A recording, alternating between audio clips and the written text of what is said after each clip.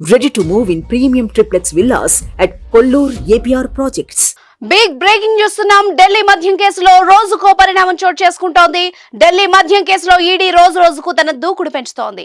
ఈ కేసుతో సంబంధం ఉన్న ఎవరిని కూడా వదలడం లేదు ఈడీ అధికారులు.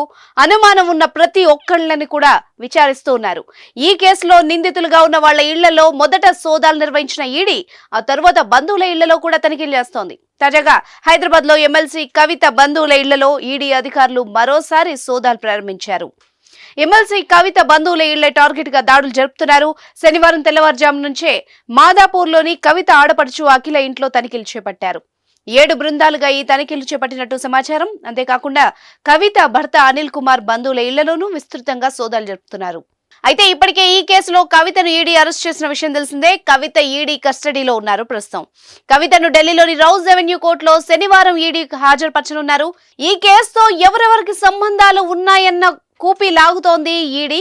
అయితే ఎమ్మెల్సీ కవిత, ఢిల్లీ సీఎం అరవింద్ కేజ్రీవాల్ ఈ కేసులో అరెస్ట్ కావడంతో ఈ కేసు తీవ్ర దుమారం రేపింది. సుమన్ టీవీలో మీ పర్సనల్ అండ్ బిజినెస్ ప్రమోషన్స్ కోసం కింది నెంబర్కి కాంటాక్ట్ చేయండి.